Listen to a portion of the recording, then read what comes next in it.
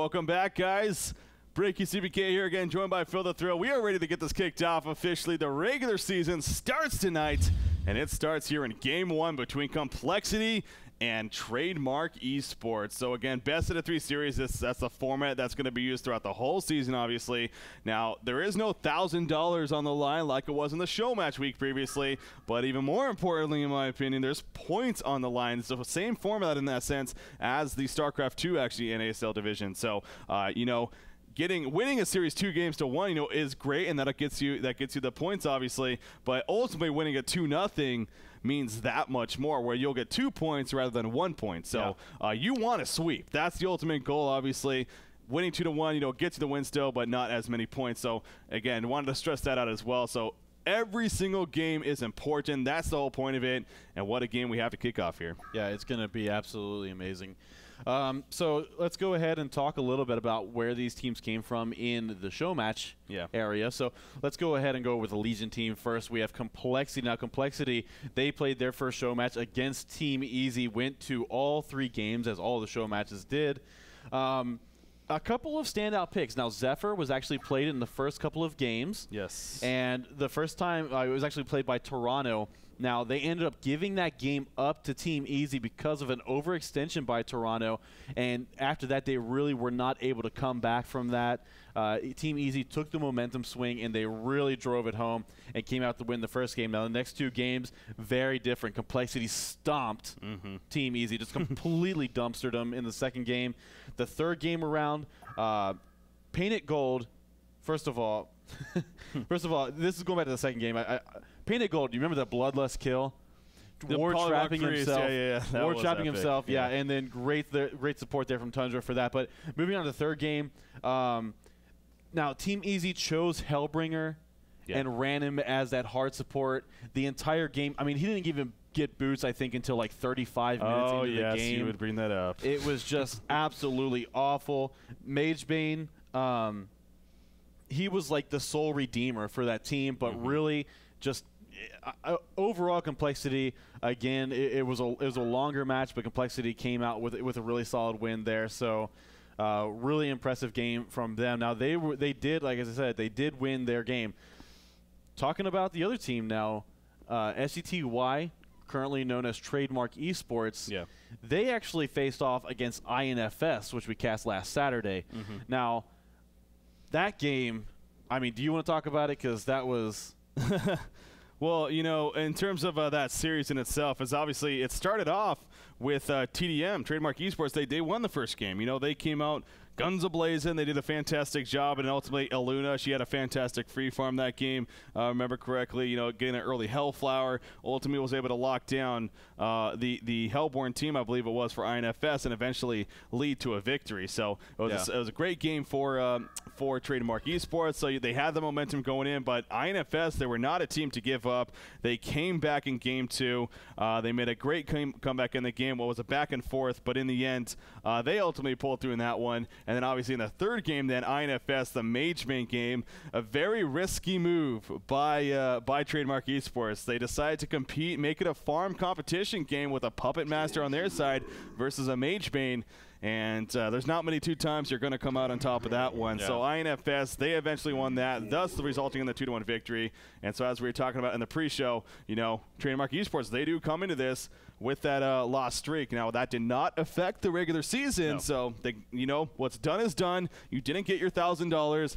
Life moves on. This is the big deal now. So picks are underway, though, so let's jump into the match we got here. This Game 1 between Complexity and Trademark eSports. As far as the bans go, we are looking at Wild Souls, Silhouette, Polywog Priest, Tempest, Plague Rider, Parasite, Hellbringer, and Pharaoh. So you look at these bans right here.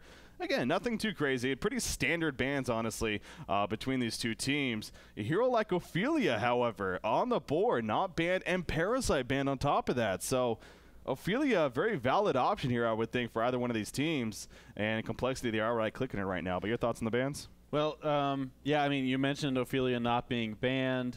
Nymphora also not banned, a very popular hero, especially with Complexity. I mean, we'll talk about the picking stage here in a second. But as far other than that, you know, nothing really stands out too much, especially if you're familiar with these teams. And these teams are very familiar with one another. Now, I believe that the reason that Complexity wouldn't ban Ophelia is because Tralfamador actually is not here right now for Trademark Esports, so they don't have that very, very strong Ophelia player that they would have with him being here.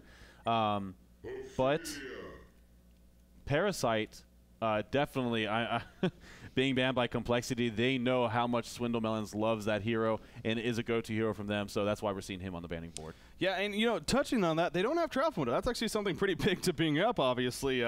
He's considered one of their, if not their star player, honestly, especially when it comes to the carry role. So they are playing without Tralfamador, and they're also playing without Snaking, you may notice. Yeah. So playing with two pretty impactful players for this team. In their place, however, they got some very solid substitutes. You mentioned Kabop. He has a Dota background. He's been involved in the HoN scene before. He did just recently join this Trademark Gaming team and thus being used here. So in that sense, I'm not worried at all, other than maybe the synergy factor. But I do know Swindlemelon, specifically Kyle, he does have a relationship with Kabop in the sense they know each other. It's not like they're completely coming out of the blue. They scrim together a lot, stuff like that. So it's not anything completely new. And Z-Freak, it's his brother. It is, yeah, that's what I thought. I wasn't going to say, I wasn't 100%, but I believe, yeah, it is his brother. So obviously, I think it's safe to say he has a good relationship with him too. So, solid player in himself. So some very powerful substitutes, but it is something keeping in mind. They are playing without Tralfamador and Snaking. But as far as the picks go, so you mentioned Ophelia was then followed up with the Magnus Torturer. Very powerful lineup over there on Complexity. I like it so far. However, I always get confused seeing SGTY. That's their former team. TD Gaming Network. Wow. Making up crap now. Trademark Esports. Nymphora Tundra to start things off. Very interesting there. However, Nymphora, she's a very popular hero in the American scene, apparently, especially when it comes to Complexity, as we've talked about with both Toronto and Jaw playing her very effectively. So, Trademark Esports, they decide to take it for themselves. They follow that up with Kraken Pebbles. I am loving this lineup. This has aggressive play written all over it, and I really think we're going to have an entertaining game from the side of TDM. Yeah, well, I mean, first of all, the last thing they want to do with Nymphora on the board, the last thing they wanted to do would be to give that to Complexity. I mean, you have players like Ja and Toronto, both phenomenal Nymphora players. They love to play aggressively. In fact, this kind of looks like Trademark Esports is taking a little bit of a page out of Complexity's lineup from their show match, where I believe they actually did run those two here with the Tundra together with Nymphora. Now, they didn't utilize it in the super aggressive type strategy, but at the same time, you know, that option is definitely open to them. So another point that I want to make, not necessarily related to just to this game, but Z-Freak, besides being Swindlemelon's brother, comes from XFin, who is very well known as being basically the fourth most powerful North American team right now. So, you know, definitely has some experience in the competitive scene and has a lot of in-house experience as well. So I expect him to mesh very, very well with Trademark Esports. Complexity, you look at the lineup, it looks powerful, but I am a little bit worried here because they have a jungle and Ophelia, of course. You would figure Bubbles and Torture are going to be the solos. That means they're planning on running a Magnus Amun-Ra dual lane. Now, they could do something like a Torture Amun-Ra dual lane, but that would force Magnus to play a solo role. Sebuska plays a very good Magnus, don't get me wrong, but Magnus not the hero you tend to believe playing that solo role. Maybe we'll see that here. I would love to see it because it definitely is something different, but that's the big thing that stands out here on the side of Complexity. So. Yeah.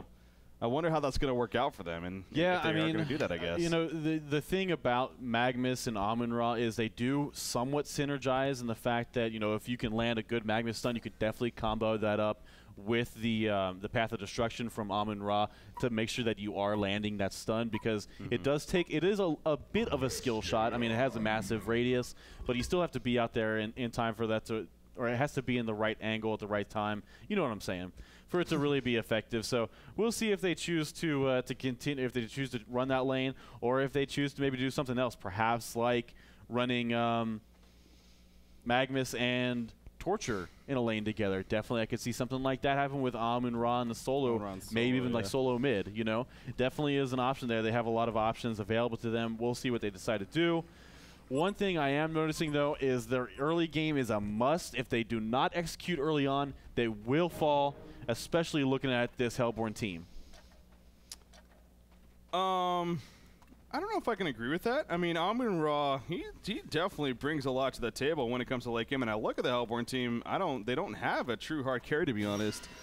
Unless you're classifying Kraken. I mean, no. Here's the thing, is that the early skills from the Hellborn team trump the early skills of the Legion team, in my opinion. So if you're looking at that, especially Voodoo Jester, when's the last time we even saw Voodoo Jester in a game? By the way, they picked up Voodoo Jester. Yeah. we haven't even talked about that yet. Hellborn team, they have picked up Voodoo Jester, and he is going mid currently, being played by Kabop, actually. And it looks like interesting lane setup here from the Hellborn team. So they, of course, didn't pick a jungler on top of talking about the Hellborn team. So they are running that 2-2-1 strategy, as we've stressed in the past, and they are happening, at least from what we can see, to match up perfectly. They got a 2 versus 1 up top, 2 versus 1 Bubbles, a 2 versus 1 Torturer, and then, of course, it'll be troublesome for Kraken, sure. Don't expect him to get the greatest farm, but, you know, he is going to be going up against a Magmus Amon-Ra combination, it looks like, in itself. That's what we were talking about earlier. 100% agree with you that this is a good takeoff team. Ultimately, I think is the point you're getting to with this Hellborn side. That they, once they get a roll in, I mean, they are not going to stop. Voodoo Jester just helps that out. Between his Acid Cocktail being a very effective tool, but that Cursed Ground is just going to make things even that much more annoying to deal with, as there's already so much burst damage coming out. Now, those maybe barely getaway moments, all of a sudden, never mind. You'll get ticked down, and you can't even be denied at the same time. So, and I mean, the heal is going to be an issue as well if he decides to go for a Mojo build, because he's going to have that available to him. And then on top of that, you know, Nymphora, we talk about turnaround heals. The Volatile Pod is a turnaround heal. It not only heals your teammates, but also does magic damage in the area that it affects. So they have healing, they have really decent CC ability, especially when you talk about once Tundra is able to pick up his ultimate, and, you know, Kraken with his ultimate as well. There's just I just think they have a better early game team than the Legion team, but they're both definitely focused around the early game. I mean, you mentioned that Amon-Ra could definitely be effective late game, and it's true that he can, but unless he has a strong early game, his late game will suffer. Yeah, and so ultimately the point being, obviously, the Hellborn team, they get off to that good start, which is what you'd expect it to do with their lineup. Then there's not going to be much hope for this Amon-Ra to recover and catch up, and thus being a pretty good game for Trademark Gaming side. So, but yeah, we'll have to wait and see how that plays out. Again, I must say I'm a huge fan of the lane setup for them, that's for sure, because they are dominating these solos as you would expect. In fact, Nymphora just continues to harass, being played by Seafreak. Jaw's like, what more can I do? You see the auto attacks coming out, and again, if he gets involved in an auto attack battle, he cannot expect to win that. Nymphora, again, applying the auto attacks, he's going to be forced to shell surf away even, and he will be fine activating the health potion, but yeah, it took him quite a bit right there. Painted Gold, on the other hand, at least Painted Gold playing this Torturer, he actually is getting a solid experience farm. He just hit level 3, so he is out leveling both the Tundra and the Voodoo Jester. At least that's great, but obviously really suffering when it comes to the actual gold farm, although he's using those agonizing bonds, and he is going to be able to spam that quite a bit, as long as now, especially with that bottle being delivered to him. So Torturer, it may not be as bad for him, despite being that 2 versus 1 in terms of you know, both experience and increased farm. Kraken, on the other hand, for our Hellborn side over here for TDM, not having a good time, as you would expect. Peter Pan down, he has 0 creep kills. Amon-Ra really controlling this lane. Even though Magmus hasn't been babysitting Amon-Ra, Kraken has to play this so passive because, again, he doesn't have the vision that we have, obviously. But if he pushes up, goes for creep kills, Ophelia can very easily come in with a Skeleton King or a Minotaur. Magmus can very easily come in with a stun as well. So he's pretty much forced to play so passive because of the setup. Although, as we can see, you know, it's not necessarily looking like that. But yeah, so this is absolute free farm for Toronto on this Amon-Ra. He's 17-7 right now, which actually is the best in the game. 319 gold per minute, just above that Pebbles, being played by Swindamelon, who too, of course, is getting free farm up top here. So, you know, that is good for complexity, but as we keep it's going to start taking off for TDM, as you would expect with the lineup, and so it's just a matter, can they withstand that pressure? Yeah, I mean, a couple of missed last hits there for Toronto at the bottom lane.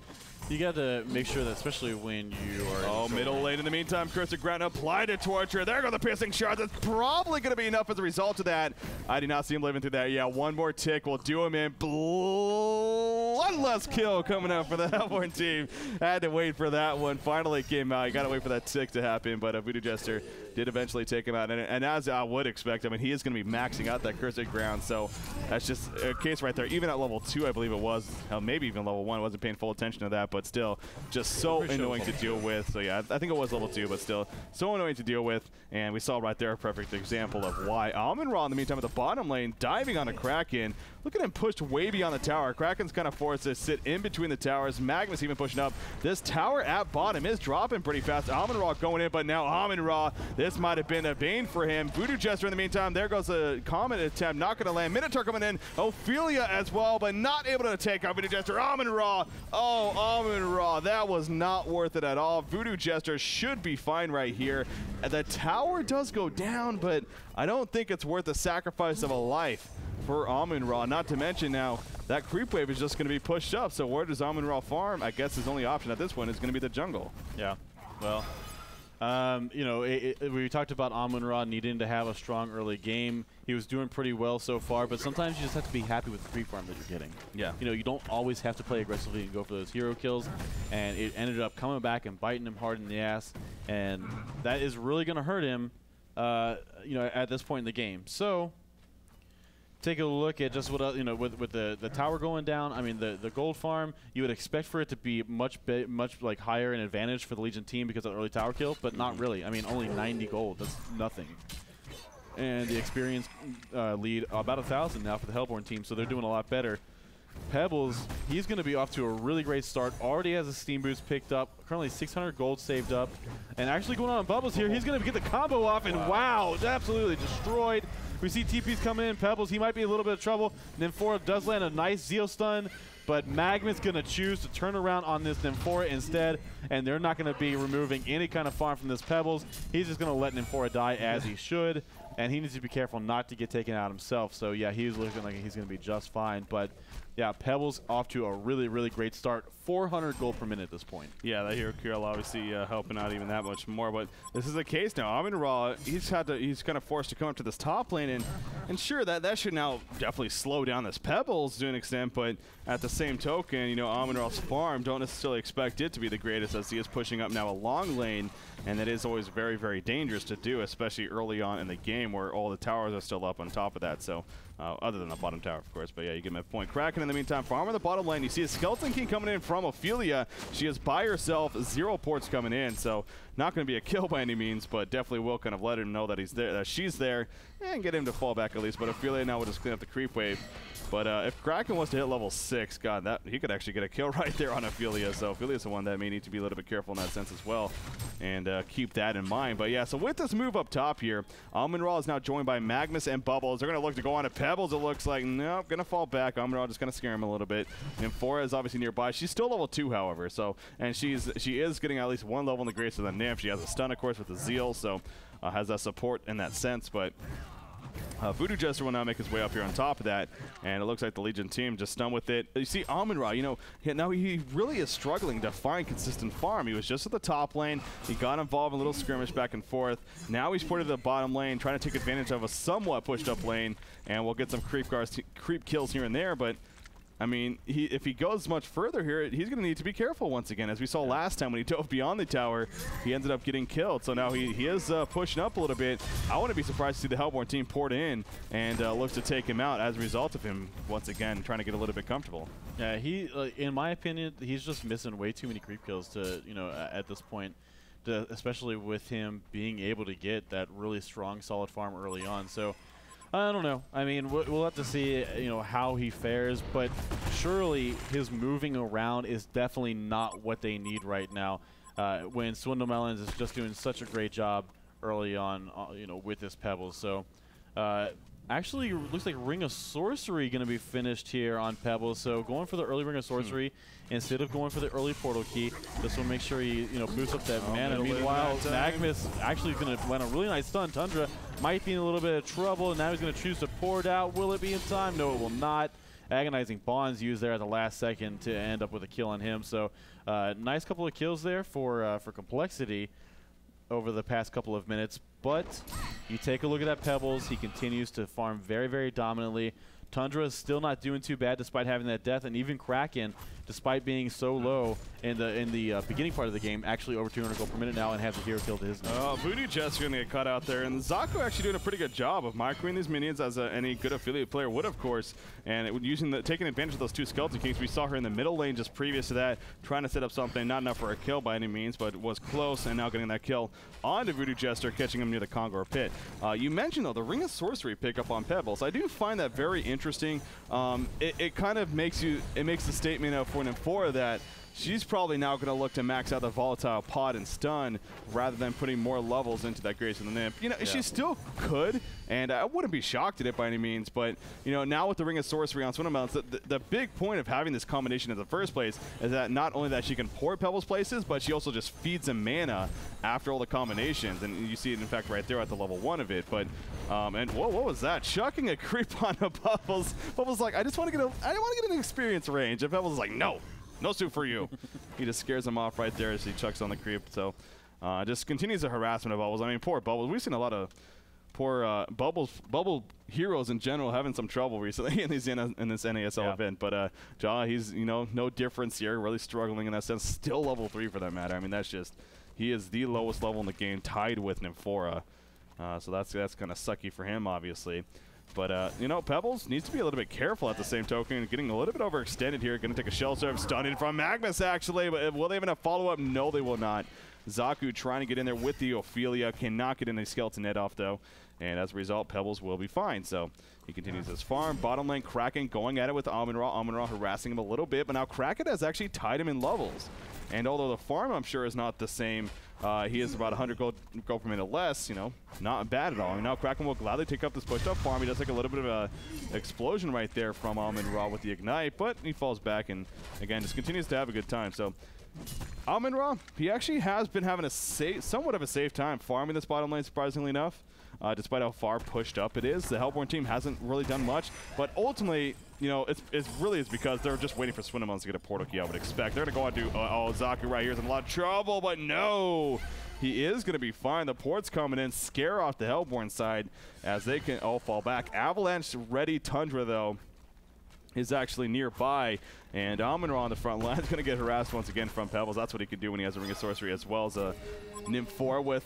Look at that. She actually goes level 2, Grace of the Nymph. So, excuse me. I mean, never mind. Well, I mean, the thing about having an early Ring of Sorcery on a hero like Pebbles, especially in combination with Nymphora, is the fact that they can also use it to push pretty heavily. Yeah. When you talk about, you know, being able to use the Chuck more often. In fact, there might be some actions in the middle lane. There's the acid cocktail on Amun-Ra. He might be able to. The ultimate goes out, and he will just be stun locked, but he's staying alive. Big plays, but he will resurrect right here. Will they be able to follow up? There's the Chuck stun combo, and he will likely. Oh my God! What a save from Magnus at the last second. Voodoo Jester and the Fell Hunter go down. Not able to kill Amun-Ra. I mean, they got the ultimate to be used. A very long cooldown, of course, at level 1. But, oh man, that's got to be frustrating, getting so freaking close to killing him and then getting a death and the result of trying to attempt for it. The tower, in the meantime, going to probably be killed right here. Yes, it is. So, there we go. Painted gold on Torture, getting credit for that. So, a very good situation right there for Complexity. And they actually increased their gold lead all of a sudden to 3,000 gold. So Amun-Ra, 315 GPM. He only has around 600 gold saved up at this point. It's not the greatest, but we did see right there, you know, with quite a bit coming out from the Hellborn side, he actually tanked it pretty effectively. But my point goes back to this Pebbles. Again, once he gets that portal key, that's where the pace of this game is really going to start kicking off. Especially if Voodoo Jester is able to be nearby as well. Somehow, I mean, that's going to come down to Nymphora hitting a level 11 because, you know, the trio of them will just be unstoppable in my opinion. But Nymphora, not going to be level 11 anytime soon. She's not even level 6 yet, so let's not get too far ahead of ourselves. But, yeah, that would be powerful. And then Kraken, you know, he's just going to continue to farm as well as, if anything, he's just going to continue to farm while Tundra even joins them in terms of just playing very aggressive at gank style. So, yeah. Well, I'm always...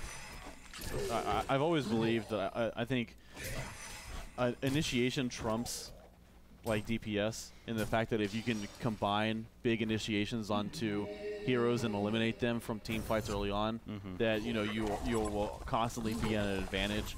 And definitely this Hellborn team, they have massive initiation written all over them.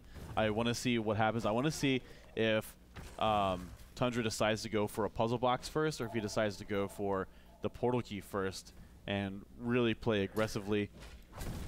But first things first, I want to see him for level 6. So that would help. Yes, yeah, that would definitely help. Pebbles. There we go. Portal just delivered. So, but again, Nymphora, I really think her hitting level 6 is going to be the ultimate. So she actually took a 2nd level in the Volatile Pod here. Okay. So she's choosing to keep one of the stun. I mean, it does do some damage. Was it do 200 and something? Or I guess it's 300. Yeah, but having the level 1 stun, it's 310 magic damage total if it hits both ways.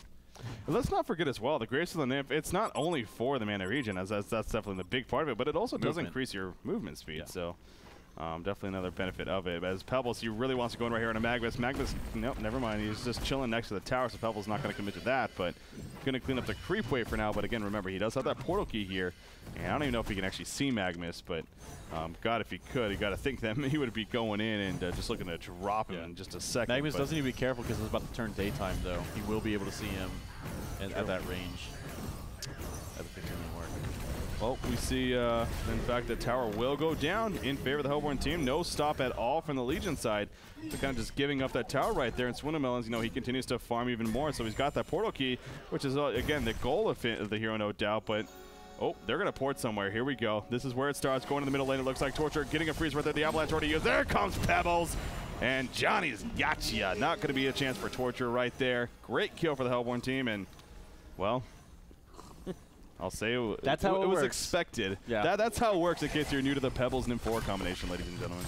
Yeah. So they, again, we talk about the Ring of Sorcery, the Grace of the Nymph, and the ability to push using the Volatile Pod. You look at the mana pool and the life. Yeah, just look at the mana pool, and like, especially when switched to Intelligence, the Steam Boots on Pebbles actually give him just over 900. There you go, right there. So 937 mana. And for a hero like Pebbles, who really needs a lot of mana, that is superb considering the time limit just approaching the 16-minute mark. So speaking of the 16-minute mark, we can talk about items now as we're just getting out of the laning phase and approaching the mid-game. Amun-Ra on the Legion team. Amun-Ra has finished that Hemlock Black Legion, sorry. He's had that for a while, as well as his Steam Boots. So it's something we don't typically see, which is Amun-Ra finishing boots early on. True. Typically you see them go straight into the Shaman's Headdress with the little red booties. But because of his Ignite spell doing more damage based on his max HP, if he keeps that on strength, it does give a little bit more damage, about 6 more damage, to be honest. I mean, it is 6 more damage. So that's that. Nothing really on Magnus. Magnus is actually choosing to go bottle with the Steam Boots early on. So having that, that does put him 600 gold back from being able to pick up the portal key. But if he is going to do a lot of roaming and ganking, and say Buzka is known for playing very aggressively, it's nice to have that additional mana. Bubbles, he's been kind of quiet the entire game. I mean, he was up at the top lane, not getting any farm. So, but he is level 6 now, so at least he's got that going for him. So we just need to look for him to pick up his creep farm. Torture, now let me just say, despite that last gank, Painted Gold has done a phenomenal job in the middle lane, from being 2 versus 1 at the beginning to just, really playing a key role in these games. He was just 3 and 1, now 3 and 2 after that last death, but his farm over 300 gold per minute, despite being in that 2 versus 1 lane. Very, very decent job by him, and Ophelia is kind of doing the Ophelia thing. She has Steam Boots and a Mystic Vestment, so just trying to not die to that Pebbles combination. Yeah, that's pretty much the ultimate goal of the Mystic Vestments, of course. And wow, Soul's Bulwark. Speaking of that, she's only one of 2 that has it. Is Soul's Bulwark, you said, on Kraken? No, on Pebbles. Oh, wow, yeah. Pebbles, he's just continuing to farm. 452 gold per minute. Another port coming in. Where is it? Can I spot it before? No, I cannot. It's that Conqueror. That's why. So they're actually going to go for Conqueror in the meantime. Very smart play, because the Legion side, they have 0 vision. The Hellborn team, I'm definitely sure aware of this. With they did at least no, they didn't even do any counter warding. They just are kind of hoping that there's no vision. They happen to be correct. They got the Shiver, of course, a scout just in case. But this is going to be a very easy Conqueror kill for the Hellborn side, and I'm sure, Pebbles will probably be the one to pick it up. Kind of makes the most sense on him, to be honest, if not Tundra, but it's probably going to be Pebbles as he needs to sell his homecoming stone. There we go.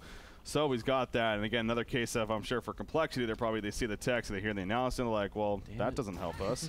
So that's more good news now for TDM, for Trademark eSports, and Pebbles, you know, he's just now going to continue to farm the middle lane, and oh, they catch Amon-Ra, the Ancients. That's what that Water Sight will do for you. He resurrects, the Avalanche comes out, that chuck in the air, and Amon-Ra gets smacked down to the ground.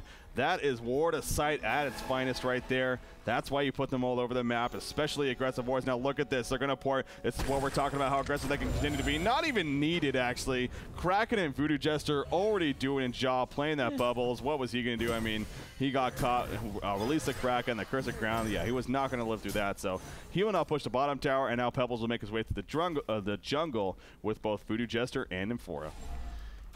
Race of the Nymph is just such a powerful spell. I mean, at max level, restoring 300 mana, especially on these heroes like Kraken and Pebbles, 300 mana is Tundra even. It's just a ton of mana. I mean, especially like we were talking about, or like you were talking about on Tundra and Kraken, who don't already have the Ring of Sorcery. I mean, you take a look at their mana pool. That's literally 75% of their mana pool that gets regenerated by using that spell. Yeah.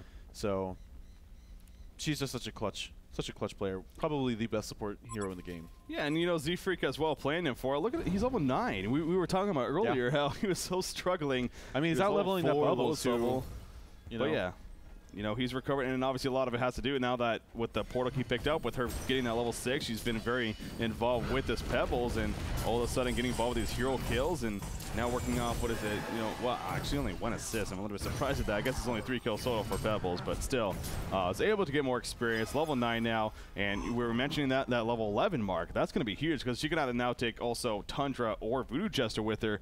Both will just completely guarantee not only a kill, but maybe even 2. Puzzle box, by the way, picked up by Tundra, we were wondering, and there's a port going out.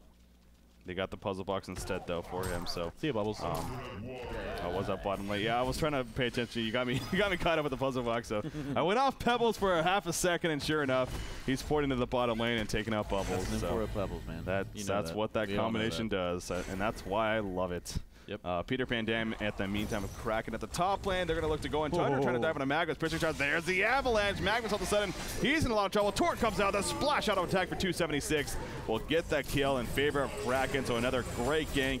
And as we said from the beginning, just the makeup that TDM has, Trademark eSports, it's so aggressive. It's a snowball effect lineup, not just 1 or 2 heroes. This whole lineup really works off that concept of snowballing, and they're doing that here. They're now up 8-4 in hero kills. The stats are just jumping in their favor. 9,200 experience lead, 8,100 gold lead.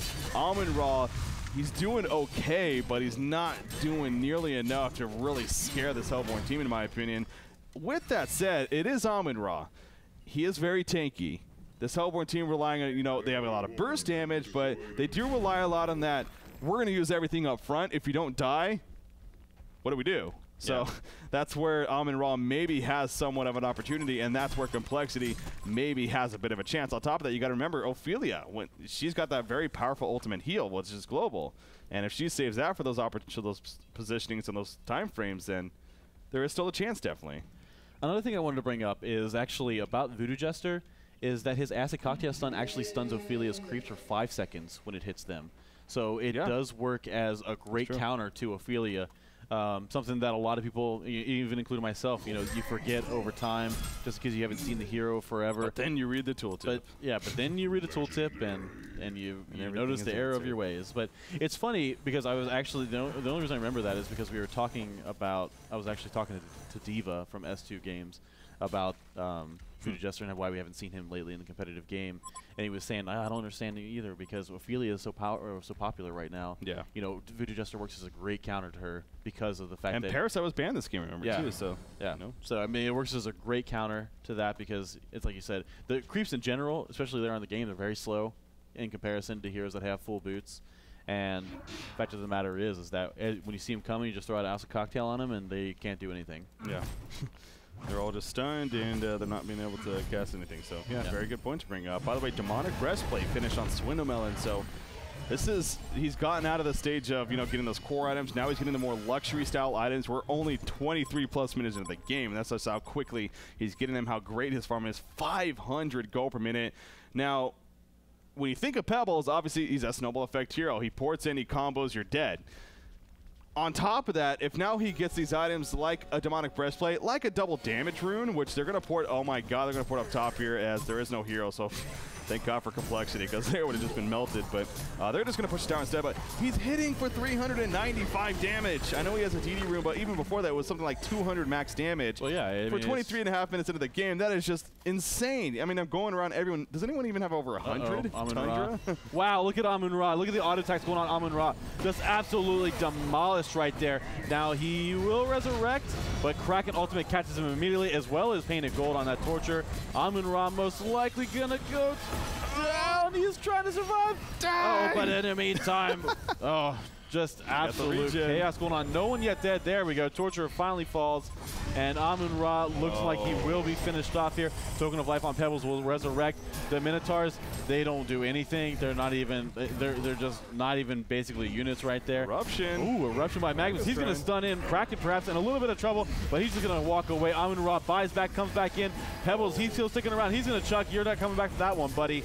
And now Pebbles, he has to try to get out of there. One more auto attack from Kraken, and yes, he will be taken off as well. Excellent job from this team, supporting one another. No deaths on the Hellborn side, and they force a buyback from Amun-Ra, killing him 3 times in a row, and get 4 hero kills. Now they're going to take this middle tower. The Legion team, we talked about how effective of an early game they needed to have, and they're just not having it right now. I mean, is there really any chance here for this Legion team to get back into it? I don't think that. I mean, everyone, you look at the gold saved out. I believe I just saw Kraken buy a Behemoth Heart, by the way. So he's going to have a Behemoth Heart now. I don't see Complexity having a chance here. I mean, they just cannot. And in fact, there we go. There goes the Fudge Concede, and GG's come out. So Complexity, they had enough. They knew it was over. TDM, Trademark eSports, they take game 1. They'll have the 1-0 series lead.